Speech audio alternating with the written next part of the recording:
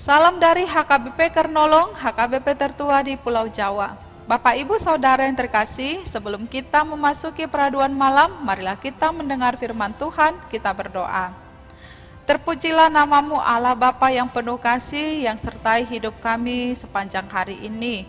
Malam ini kami mau mendengarkan firman-Mu, berkati kami dan penuhi kami dengan Roh Kudus-Mu, mengajari kami untuk mengerti kehendak firman-Mu. Dalam nama Tuhan Yesus kami berdoa. Amin. Firman Tuhan, renungan bagi kita dari 2 Korintus 8 ayat 1 hingga 24, ayat pembimbing renungan ayat 7. Begini firman Tuhan.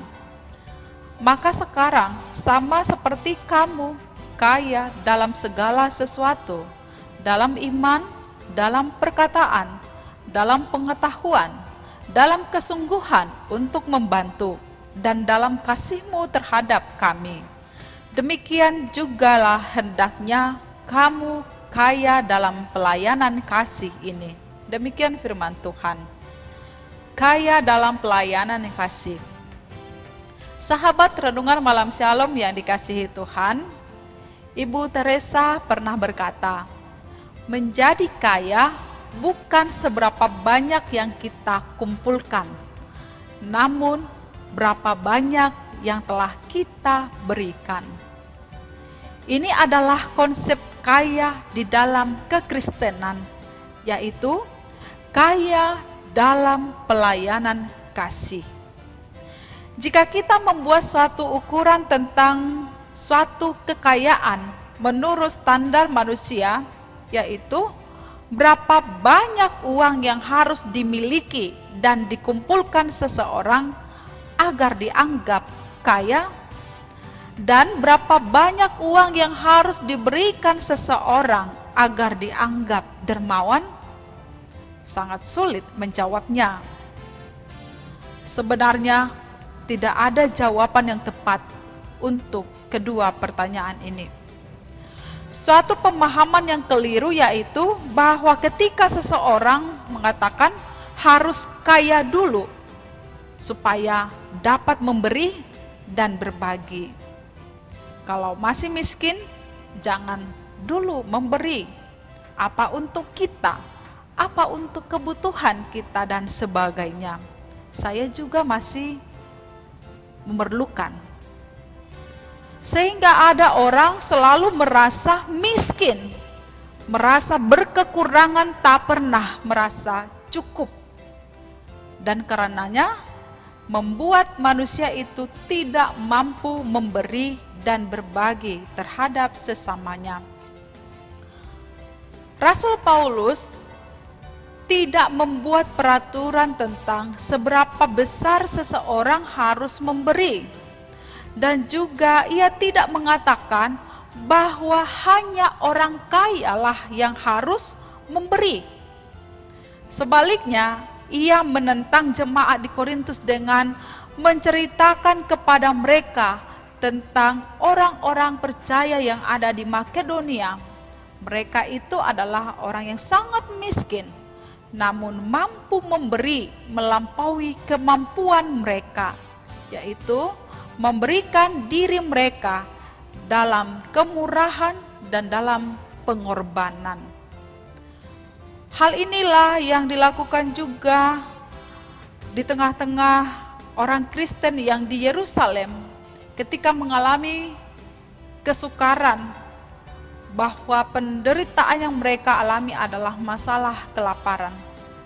Oleh karena itu Rasul Paulus menekankan kelebihan jemaat di Korintus yang sangat kaya dalam segala sesuatu. Kaya dalam iman, kaya dalam perkataan, pengetahuan, kesungguhan untuk membantu dengan kasih. Demikian seharusnya di dalam kekayaan mereka harus menunjukkan pelayanan kasih, yaitu memberi dan menolong dengan sukarela dan dengan pengorbanan terhadap orang-orang yang patut untuk ditolong. Jemaat Korintus kaya secara lokal, namun kekayaan mereka belum cukup tanpa dilengkapi dengan pelayanan kasih sebagai tanda kasih anugerah Allah di dalam hidup mereka. Oleh sebab itu, belajar dari pengalaman dari apa yang dilakukan oleh jemaat di Makedonia yang memberikan dirinya menyatakan pelayanan kasih kepada jemaat yang di Yerusalem, mengingatkan atau mendorong jemaat di Korintus dalam kekayaan mereka untuk turut menyatakan menunjukkan pelayanan kasih itu. Ini memberikan pelajaran bagi kita, lepas dari apakah kita berkata atau merasa diri kita miskin atau kaya. Kasih kepada Tuhan seharusnya menjadi alasan bagi kita untuk bersikap murah hati dalam segala hal dan dalam pelayanan kasih dan untuk memberi. Kita telah merasakan kasih Allah, hendaknya kasih Allah itu dapat kita nyatakan juga kepada orang-orang di sekitar kita. Dan sebagai bukti bahwa kita benar-benar kaya di dalam Kristus. Amin, mari kita berdoa. Terima kasih ya Allah yang memberkati hidup kami hingga pada saat ini. Bagaimanapun keadaan kami Tuhan, kami telah merasakan kasih-Mu yang begitu besar dalam hidup kami. Ajarlah kami kiranya untuk menyatakan kasih-Mu yang telah kami peroleh, untuk juga menyatakan kasih itu kepada orang di sekitar kami, dengan memberi sukarela menolong orang lain yang patut untuk ditolong, sehingga nama Tuhan dapat dimuliakan. Allah Bapa di sorga, malam ini kami mau beristirahat membaringkan diri di tempat tidur. Berkatilah kami.